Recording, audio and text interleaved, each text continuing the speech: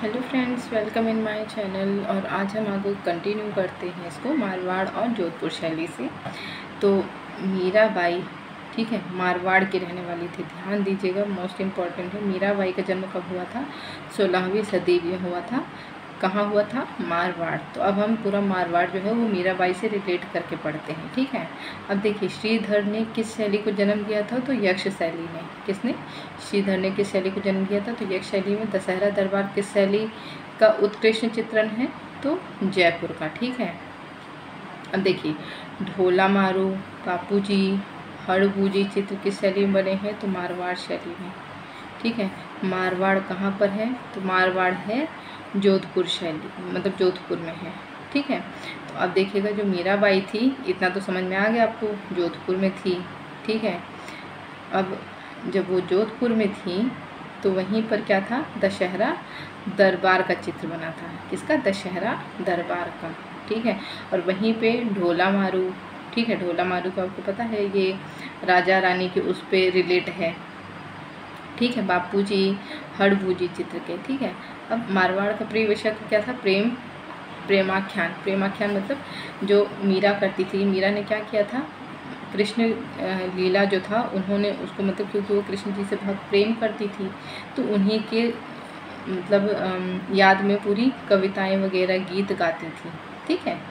तो मारवाड़ में किन वृक्षों के चित्रण सर्वाधिक हुआ है? तो आम के वृक्षों का, ठीक है। आम के वृक्षों का चित्रण ज़्यादा हुआ है। ढोला मारू में किस पशु को चित्रित किया गया है? तो ऊंट का। किसका? ऊंट का चित्रित किया गया है। क्यों? क्योंकि जयपुर में है। जयपुर में सबसे ज़्यादा मतलब क्या होता है? ऊंट होते हैं। ऊंट में ही चढ़ करके जो राजा रानी लोग रहते थे वो गीत उत गाते थे, और कहीं जाना होता था तभी ऊंट में ही चढ़ के जाते थे, ठीक है। कुंडलीकृत मेघ किस शैली की विशेषता थी? तो जोधपुर शैली की थी। कौन से? कुंडलीकृत मेघ। तो देखिए, लोक कला का प्रभाव किस शैली पर अधिक पड़ा? तो मारवाड़ शैली पर पड़ा था। मारवाड़ शैली की प्रमुख शैली कौन सी थी? तो किशनगढ़ शैली थी। और जोधपुर शैली में सर्वाधिक चित्र किस काल में बने थे? तो मानसिंह के समय ज़्यादा बने थे। जोधपुर शैली प्रभावित थी किससे? ईरानी शैली से। अब बात आती है किशनगढ़ शैली, ठीक है। तो किशनगढ़ शैली सबसे ज़्यादा फेमस है अपने बनी ठनी के लिए, ठीक है। तो अब आगे हम पढ़ते हैं, जहाँ पे बनी ठनी आएगा तो मैं बताऊंगी। किशनगढ़ की शैली की उपशैली है तो मारवाड़ शैली की है, ठीक है। अब आप इस तरह से आप रिलेट कर सकते हैं कि मारवाड़ की कौन रहने वाली थी? मीरा रहने वाली थी। और मीरा किसकी दीवानी थी? किशन भगवान की थी, ठीक। किशनगढ़ किसके समय में स्वर्ण काल पर पहुंची थी? तो राजा सावंत सिंह के समय। किसके? सावंत सिंह के समय। सावंत सिंह का उपनाम क्या था? नगरीदास। उन्हें नगरीदास के नाम से भी जानते थे। सावंत सिंह ने कितने ग्रंथों की रचना की थी? तो 75। किशनगढ़ शैली का सबसे प्रसिद्ध चित्रकार कौन सा था? तो सूर्यध्वज निहालचंद। कौन था? सूर्यध्वज निहालचंद। बनी ठनी किस शैली का चित्र है? तो किशनगढ़ शैली का सबसे ज़्यादा फेमस बनी ठनी। इस तरह से आप रिलेट कर सकते हैं कि गोपियाँ जो है किसके लिए बनी ठनी रहती थी? तो किशन के लिए बनी ठनी रहती थी, ठीक है। तो बनी ठनी किस शैली के हैं? किशनगढ़ शैली को, ठीक। तो बनी ठनी को क्या कहा जाता है? भारतीय मोनालिसा कहा जाता है, ठीक है। बनी ठनी को भारतीय मोनालिसा का नाम किसने दिया था? तो कृपाल सिंह शेखावत और ओसी गांगुली ने, ठीक है। बनी ठनी का दूसरा नाम क्या है? जरीना। यानी कि बनी ठनी जो चित्र बनाया गया है, जिस स्त्री का चित्र बनाया गया है, उसका असली नाम क्या है? जरीना नाम है उसका, ठीक है। बनी ठनी को दिल्ली से राजस्थान कौन लाया था? तो नगरीदास की विमाता या सौतेली माता, ठीक है, 1727 में लाई थी। किसको? जरीना को, ठीक। दासी को राजस्थान में क्या कहा जाता है? लौंडी। क्या कहा जाता है? लौंडी। किशनगढ़ के प्रसिद्ध चित्र कौन कौन से हैं? नौका विहार। अब देखिए, सारे के सारे ना वो प्रेम लीला से ही रिलेटेड, ठीक है। तो देखिए, नौका विहार, सांची लीला, रुक्मणी मंगल, प्रेम की नौका, प्रेम की कीड़ा, रात्रि में गवैये, लाल बाजरा आदि, ठीक। अब देखिए, राजस्थान की किस शैली में सुंदर रात्रि का चित्रण किया है? तो किशनगढ़ शैली में, ठीक है। किशनगढ़ शैली में छोटे लाल रंग की नावें, क्वेश्चन आ चुका है ये, ठीक है। छोटी लाल रंग की नावें किसका प्रतीक है और कहाँ पर बनी है, तो याद होना चाहिए किशनगढ़। किशनगढ़ कौन थे, किशन जी थे, ठीक है। और किशन जी किसके प्रतीक हैं, प्रेम के प्रतीक हैं, ठीक है। प्रेम के प्रतीक हैं तो क्या है प्रेम का प्रतीक, लाल रंग, ठीक है। तो वहाँ पे क्या है, छोटे लाल रंग की नावें इंपॉर्टेंट है, ठीक है। किशनगढ़ में राधा को किस रूप में चित्रित किया गया है, तो बनी ठनी के रूप में चित्रित किया गया है। अब देखिए बनी ठनी का चित्र किसने बनवाया था, तो निहाल चंद्र ने। मोस्ट इम्पॉर्टेंट है, बनी ठनी का चित्र किसने, निहाल चंद्र ने 1773 ईसा में, ठीक है। राजा सांवत सिंह की मृत्यु कब हुई थी, 1775 में हो गई थी, ठीक है। बनी ठनी का चित्र कब बनवाए थे, 1773 में, और उसके 2 साल बाद जो है वो सांवत सिंह की मृत्यु हो गई थी, ठीक है। किशनगढ़ शैली को प्रकाश में कौन लाया था, तो एरिक डिक्सन, ठीक है, और डॉक्टर फयाज अली। किस राजा का योगदान किशनगढ़ शैली के विकास में आधारशिला है, तो महाराजा रूप सिंह, ठीक है। ध्यान दीजिएगा किशनगढ़ शैली में कौन थे, महाराजा रूप सिंह, ठीक है। किशन जी का रूप बहुत अच्छा था ना, ठीक है। तो विकास की आधारशिला जो है वो किसने रखा था, महाराजा रूप सिंह ने, ठीक। किशनगढ़ शैली में चित्रकला प्रबंधक कौन था, तो सूर्यध्वज निहाल चंद। निहाल चंद का नाम जो है बहुत इंपॉर्टेंट है, तो इसको याद रखिएगा, चित्रकार है ये, ठीक है। किशनगढ़ में गीत गोविंद का चित्रण किसने किया था, तो लाडली दास ने किया था। किस शैली को रहस्यमय कल्पना का अमूर्त, ठीक है, स्वप्न कहा गया है, तो किशनगढ़ शैली को कहा गया है। किशनगढ़ शैली में पानी की लहरों को किस रंग से चित्रित किया गया है, चांदी के रंग से चित्रित किया है, ये भी क्वेश्चन आ चुका है। कवि युवराज के साथ बनी ठनी को क्या पहने चित्रित किया गया है, तो साड़ी पहने चित्रित किया गया है। किशनगढ़ नगर की स्थापना किसने की थी, तो राजा किशन सिंह ने 1609 ईसा में की थी। राजस्थान का कौन सा राजा कला संरक्षण के साथ साथ कवि भी था, तो सांवत सिंह।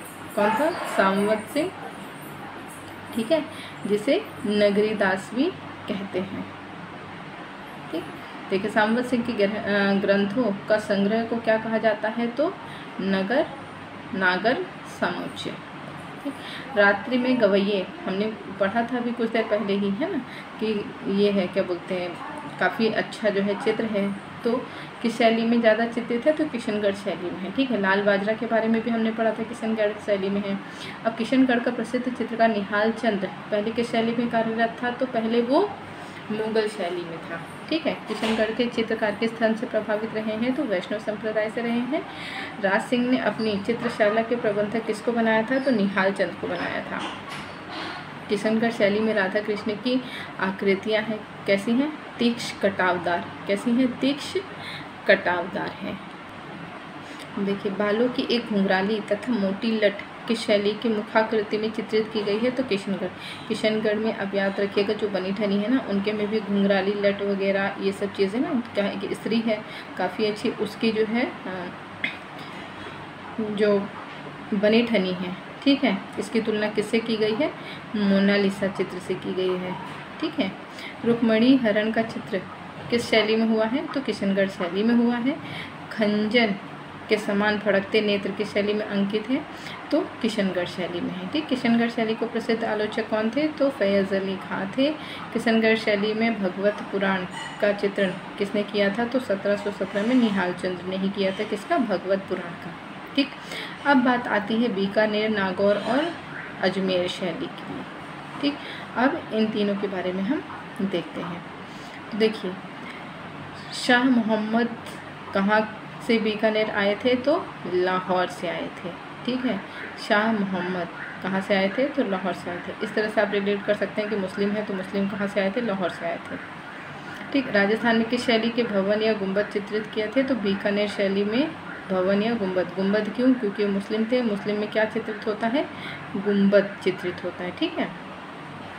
गतर गक्षों का उत्कृष्ट कला केंद्र है कौन, नागौर, ठीक। अजमेर शैली में सर्वाधिक चित्र के संग्रह से प्राप्त हुए हैं, संग्रहालय से, तो कुंवर संग्राम सिंह संग्रहालय से प्राप्त हुए हैं। अजमेर शैली का प्रसिद्ध चित्र है जूनिया का चांद, कौन सा है, जूनिया का चांद। नागौर शैली में कैसे, नागौर शैली से इतना ज़्यादा नहीं पूछता है, तो देखिए कि नागौर शैली में कैसे रंगों का प्रयोग किया गया है सर्वाधिक, तो बुझे हुए रंगों का प्रयोग किया गया है। किस अवस्था के चित्र नागौर में कुशलतापूर्वक बने हैं? तो वृद्धावस्था के चित्र। ठीक है, सबसे अच्छी अवस्था में जो है वृद्धावस्था के चित्र बने हैं। नागौर शैली का उत्कृष्ट चित्र कौन सा है? ठाकुर इंदर सिंह का। किसका? ठाकुर इंदर सिंह। नागौर के प्रमुख रूप से चित्रण हुआ है शबीह चित्रों का। शबीह मतलब पोर्ट्रेट। ठीक। बीकानेर शैली के प्रमुख चित्रकार कौन है? तो अली रज़ा, हसन रज़ा और रुकनुद्दीन। बीकानेर शैली की शुरुआत कब हुई है? तो 17वीं शताब्दी में शुरुआत हुई है। बीकानेर शैली कब अपने उत्कर्ष पर पहुंची? तो 18वीं शताब्दी के उत्तरार्ध में पहुंची। ठीक है, तो देखिए बीकानेर शैली की शुरुआत कब हुई थी? 17वीं शताब्दी में। बीकानेर शैली कब अपने उत्कर्ष पर पहुंची? तो 18वीं शताब्दी के उत्तरार्ध में पहुंची थी। और बीकानेर का नाम बीकानेर किसने रखा? तो राजा देवराज ने रखा। ठीक है, और किसके नाम पर बीकानेर नाम पड़ा? तो बीकाजी। ठीक है, ये देवराज के बाबा थे। कौन थे? बीकाजी। बीकाजी नाम से बीकानेर पड़ा है। और ये देवराज जो थे, देवराज किसके बारे में उन्होंने बीकानेर का नाम, ठीक है, बीकानेर किसने रखा था? तो देवराज ने रखा था। और देवराज ने जो है वो अपने बाबा के नाम पर रखा था। उनके बाबा का नाम क्या था? उनके बाबा का नाम था बीकाजी। देखिए बीकानेर शैली के विकास में कौन सा ग्रंथ सहायक रहा? तो बिहारी सतसई। बीकानेर के रंग कैसे थे? तो चटकीले रंग वहाँ पे प्रयोग किए गए। ठीक है, राजस्थान की किस शैली में सर्वाधिक अलंकृत और अलंकारिक चित्र बने हैं? तो बीकानेर शैली में ही बने हैं। ठीक है, बीकानेर नगर की स्थापना कब और किसके द्वारा हुई थी? तो 1488 में राव बीकाजी द्वारा। ठीक है, बीकानेर जो है नगर की स्थापना की गई थी। ठीक है, लेकिन जो नाम है वो रखा था राजा देवराज ने। ठीक, बीकानेर शैली में मुगल संस्कृति की छाप है, परंतु इसकी विषय वस्तु कैसी है? तो इसकी विषय वस्तु हिंदू है। बरसते मेघों में, ठीक है, सारस एवं मिथुनों की आकृतियों का चित्रांकन किस शैली में हुआ है? तो बीकानेर शैली में हुआ है। बीकानेर शैली के विकास में कौन सा ग्रंथ सहायक है? तो बिहारी सतसई। बीकानेर शैली का प्रमुख विषय क्या था? रामायण। ठीक है, रुकनुद्दीन के ने चित्रित की थी जो। ठीक है, राजस्थान में किस शैली में सर्वाधिक मुस्लिम चित्रकार रहे हैं? तो बीकानेर शैली में ही हुए हैं। ठीक है, स्टार्टिंग में ही आपको बताए थे इसके बारे में। बीकानेर शैली किसके समय पे चरम उत्कर्ष पर पहुंची थी? तो अनूप सिंह के समय में। औरंगजेब के काल से निकाला गया कौन सा चित्रकार बीकानेर में जा बसा? तो रुकनुद्दीन। कौन? रुकनुद्दीन। बीकानेर शैली का सर्वश्रेष्ठ चित्रकार कौन था? अली रज़ा पुत्र हसन रज़ा। बीकानेर शैली में भगवत पुराण और रसिका प्रिय किसने चित्रित की थी? तो रुकनुद्दीन ने की थी। ठीक है, भगवत पुराण और रसिका प्रिय। बीकानेर शैली के प्राकृतिक चित्रण पर किस शैली का प्रभाव दृष्टिगोचर होता है? तो अभ्रंश शैली का होता है। बीकानेर शैली का अंतिम चित्रकार कौन है? तो लूफे, जो कि भारत का था। कौन? लूफे, जो कि भारत का था। ठीक है, अब देखिए बूंदी शैली। बूंदी शैली पर कहाँ का प्रभाव दर्शनीय है? तो दक्षिणी प्रभाव है। ठीक है, बूंदी को अभी आप इस तरह से याद कर सकते हैं। जो बूंदी होती है ना, बारिश में जो बूंदी पड़ती है, तो संपूर्ण 12 मासा, ठीक है, 12 मासा मतलब जो 12 मास होते हैं, यानी कि 12 मंथ्स होते हैं, ठीक है, का चित्र किस शैली में मिलता है? तो बूंदी शैली में मिलता है। ठीक है, स्त्री आकृतियों को प्रायः काले रंग के लहंगे किस शैली में पहनाए गए हैं? तो बूंदी शैली में पहनाए गए हैं। किस शैली में? बूंदी शैली में। देखिए छत पर शीशे की जड़ाई का कार्य हुआ है किसमें? बूंदी शैली में। तो ध्यान दीजिएगा, छत पर शीशा जो है, शीशा की जड़ाई, इतना याद रखिएगा कि भाई छत पर कुछ ना कुछ तो हुआ ही है। तो बूंदी छत पर ना पड़े, इस वजह से क्या हुआ? शीशे की जड़ाई की गई है। ठीक है, राजस्थान की शैली में सर्वाधिक चटकीले रंगों का प्रयोग हुआ है? तो बूंदी शैली में हुआ है। अभी आप याद रखिए कि जैसे जब बूंदी पड़ती है तो एकदम चीज़ें कैसी होती है? एकदम चटक भटक से हो जाती है, एकदम फ्रेश हो जाती है ना। राजस्थान की किस शैली में पेड़ पौधों को खिलौने की तरह चित्रित किया है? तो बूंदी शैली में। मोस्ट इम्पॉर्टेंट, ठीक है, रंग बिरंगे मेघों भी इसकी विशेषता है। मोस्ट इम्पॉर्टेंट है, याद कर लीजिएगा। बूंदी शैली का सर्वाधिक विकास किसके समय में हुआ था? तो राजा छत्रसाल सिंह या राजा छतर सिंह के समय हुआ था। ध्यान दीजिएगा, बूंदी पड़ेगी तो हमें क्या ज़रूरत पड़ती है? छतरी की ज़रूरत पड़ती है। तो छतर सिंह या छतरसाल। ठीक है, बूंदी शैली के प्रमुख चित्रकार कौन थे? तो सुरजन, रामलाल, साधु राम और अहमद अली। हाड़ा राजाओं की राजधानी रही है बूंदी शैली। ठीक, देखिए 16वीं सदी के मध्य किस राजा के समय में बूंदी शैली का चित्र उपलब्ध हुआ है? तो राजा राय सुरजन के समय। बूंदी शैली का आरंभिक चित्र कैसा है? भैरवी रागनी। बूंदी शैली का प्रसिद्ध चित्र कौन सा है? स्नान के दृश्य। जाहिर सी बात है, बूंदी पड़ती है, जब बूंदी पड़ती है तो लोगों को नहाने का बड़ा मन करता है, ठीक है, तो स्नान करने का मन करता है, तो बूंदी शैली का प्रसिद्ध क्या है? स्नान के दृश्य, ठीक। कतली वृक्ष तथा आम वृक्ष की वैकल्पिक व्यवस्था किस शैली से मिलती है? तो बूंदी शैली से, ठीक है। बूंदी शैली को प्रोत्साहन देने वाले थे राजा सुरजन सिंह, ठीक। किस शैली में दौड़ते हुए हाथी के चित्रण विशेष प्रसिद्ध है? तो बूंदी शैली। अब ध्यान दीजिएगा, जब बूंदी पड़ती है तो हाथी वगैरह क्या है भाई, दौड़ते हैं भाई छुपने उपने के लिए, ठीक है। तो दौड़ते हुए हाथी का चित्रण किस में हुआ है? बूंदी शैली में। बूंदी शैली का प्रमुख विषय क्या है? नायिका भेद। 12 मासा का सर्वाधिक चित्र कहाँ मिलता है? बूंदी शैली में। आपको फर्स्ट में ही बताया था। बूंदी शैली का चित्र राग दीपक इस समय कहाँ है? तो भारत कला भवन वाराणसी में है। बूंदी शैली का चित्र गोवर्धन धारण इस समय कहाँ है? तो Prince of Wales museum Mumbai में है। बूंदी शैली का चित्र राधा कृष्ण मिलन इस समय कहाँ है? तो देसाई संग्रहालय मुंबई में है। और होडिया नामक चित्रकार की शैली का है? तो बूंदी शैली का है। कौन सा? होडिया। देखिए, दूज का चांद देखते हुए प्रेमी युगल किसमें है? ठीक है, किसका नाम है? तो मोहन का नाम है, ठीक है। दूज का चांद देखते हुए प्रेमी युगल के चित्र पर किसका नाम है? तो मोहन का नाम है, ठीक। कांटा निकालती हुई स्त्री का चित्र, अब ये दोनों किस में हैं? आपके बूंदी शैली में है। तो ध्यान दीजिएगा, जब बूंदी पड़ती है उसके बाद क्या होता है?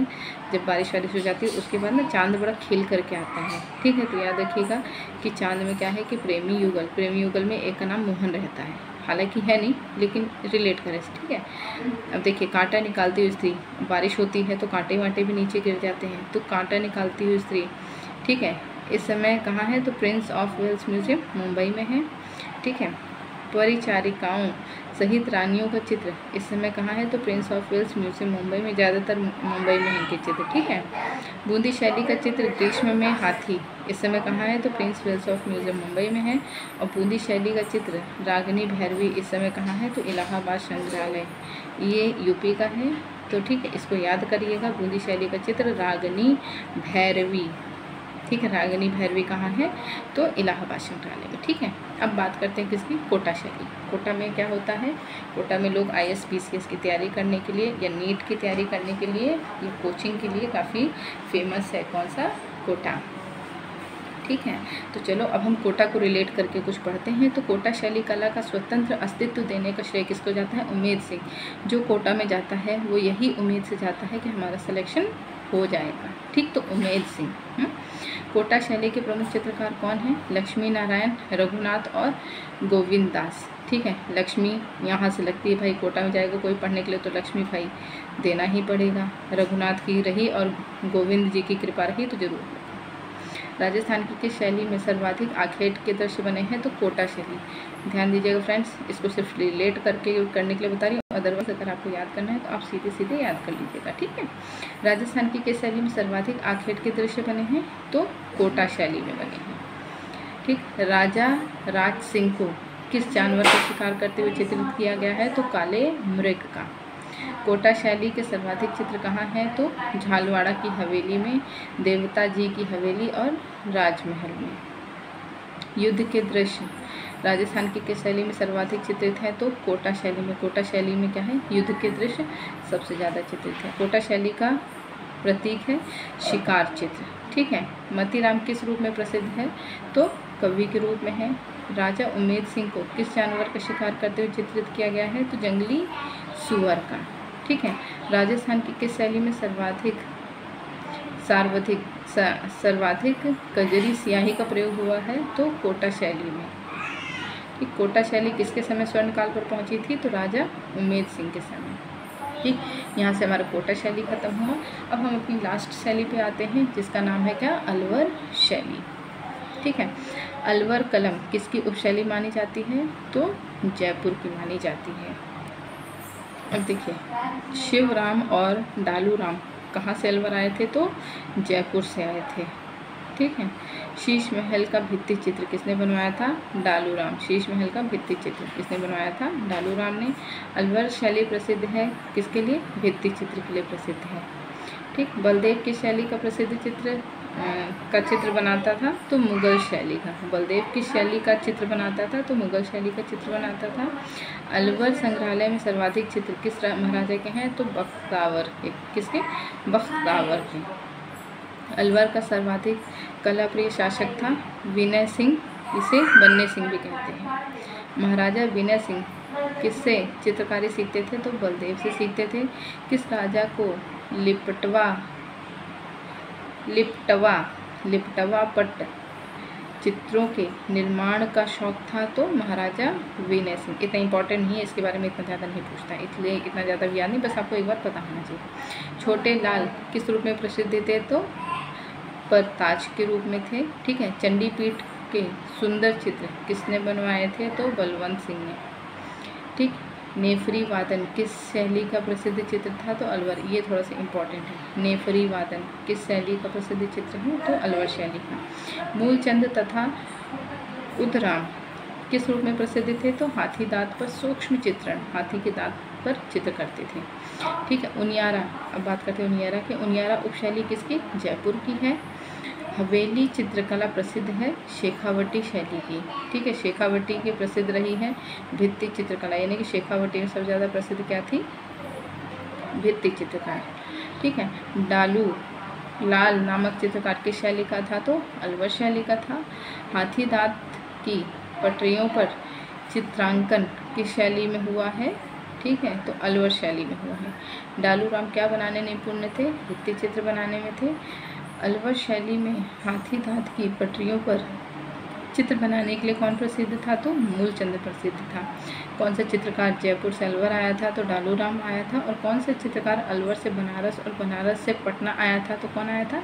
डालू राम। ठीक। अब बात करते हैं कुछ महत्वपूर्ण तथ्य के बारे में जो कि आपको याद हर हाल में करना ही है। मेवाड़ शैली में भगवत पुराण किसने चित्रित किया था? तो शहाबुद्दीन ने कब किया था? 1648 में किया था। कब किया था? 1648 में। किसने किया था? शहाबुद्दीन ने किया था। बीकानेर शैली में भगवत पुराण किसने चित्रित किया? तो रुकनुद्दीन ने किया था। बीकानेर शैली में भगवत पुराण। ठीक। कांगड़ा भी हम आगे पढ़ेंगे। कांगड़ा शैली में भगवत पुराण किसने चित्रित किया था? तो परखू ने, जिसके बारे में हम अभी पढ़ेंगे आगे। ठीक है। बसोली शैली में भगवत पुराण किसने चित्रित किया था? तो मानकू ने। ठीक। किशनगढ़ शैली में गीत गोविंद किसने किया था? लाडली दास ने। ठीक है। बसोली शैली में गीत गोविंद किसने चित्रित किया था? तो मानकू ने। मंडी शैली में रामायण किसने चित्रित किया था? तो कपूरगिरी में। ठीक। मेवाड़ शैली में रामायण किसने चित्रित किया? मनोहर। ठीक है। किसने किया था? मनोहर। 1649 में। मुगल तथा राजस्थानी कला के मिश्रित प्रभाव से चित्रित रसिका प्रिय का चित्रांकन किसने किया था? तो शहाबुद्दीन ने किया था 1630 की समय। कांगड़ा शैली के रसिका प्रिय किसने चित्रित किया था? परखू ने। ये हम आगे पढ़ेंगे इसके बारे में। ठीक है। ध्यान दीजिए। बीकानेर शैली में रसिका प्रिय किसने चित्रित की थी? तो रुकनुद्दीन ने की थी। फ्रेंड्स, यहाँ से हमारा चैप्टर ख़त्म हो गया। मैं कोशिश कर रही हूँ कि पहले आपको पूरे चैप्टर्स पढ़ा दूँ, उसके बाद क्वेश्चन कराऊँ, ताकि फिर आपके सिर्फ लय एक जो है आपको क्वेश्चन पे बनी रहे, ताकि जब मैं आपको क्वेश्चंस बताऊँ तो आप उसको पीछे से याद कर सकें कि अच्छा मैम ने ये चीज़ बताया था। ठीक। तो मैं क्वेश्चंस आपको कोशिश करूँगी कि आपका एक बार सिलेबस कंप्लीट हो जाए, एटलीस्ट आपका एक पार्ट। देखिए हमारा ये जो है 3 पार्ट में डिवाइड होता है हमारी ये कला जो है। ठीक है। सबसे पहला है कि जो हमारी ये ऐतिहासिक कला, ये राजस्थानी हो गया, मुग़ल हो गया, प्रागैतिहासिक कला हो गया, या कला के षडंग हो गया, ये सब। ठीक। उसके बाद दूसरा हमारा पार्ट आता है कौन सा? जिसमें हम जितने भी कलाकार हैं, ठीक है, उनके बारे में हम पढ़ेंगे। ठीक है। और तीसरा हमारा आता है कि जो हमारे विदेशी कलाकार हैं, ये यूरोपियन हो गया, अमेरिकन हो गए, जितने बाकी के कलाकार हैं हमारे जो हैं, ठीक है, उनके बारे में एक एक करके हम पढ़ेंगे। तो सबसे पहले हमारा एक ही पार्ट खत्म हो जाएगा, तो इसके कुछ क्वेश्चंस करवा देंगे। उसके बाद फिर हम चलेंगे जो हमारे प्रमुख कलाकार हैं, समसामयिक कलाकार हैं, उनके बारे में हम पढ़ेंगे। फिर उसके मैं आपको क्वेश्चंस कराऊंगी। उसके बाद लास्ट का हमारा रहेगा जो यूरोपीय कला है, ठीक है, जिसमें बाकी जितने भी कलाकार आते हैं, ठीक है, उसके बारे में हम पढ़ेंगे और उसके कराएंगे। 3 खंड में हम पढ़ाएंगे। ये आपका ज़्यादा नहीं बचा है, ठीक है, बहुत जल्दी आपका ये एक खंड जो है आपका कंप्लीट हो जाएगा। उसके बाद मैं कोशिश करूँगी कि आपको कुछ प्रैक्टिस सेट करवा देती हूँ, ठीक है। आज के लिए इतना ही, मिलते हैं नेक्स्ट टॉपिक पे।